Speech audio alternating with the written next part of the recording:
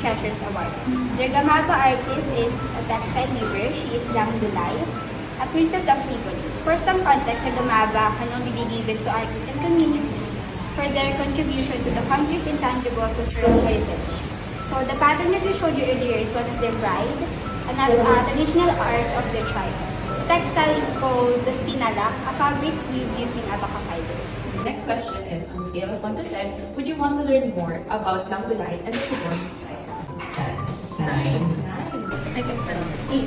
Kasi super naman talaga yung patterns nila, yung tribe nila. So for our last question, how can you contribute to the continued practice, preservation, and promotion of the specific folk art? Pag-promote through social media, pwede natin i-utilize yun para ma-promote yung sinasabi mo. Private na mapataan sa media lang naman natin gawin. Parang mag-promote yung kayo sa kung ano yung kaya natin. Thank you so much, Mark and James, for letting you guys the interview. Bye-bye! Thank you po.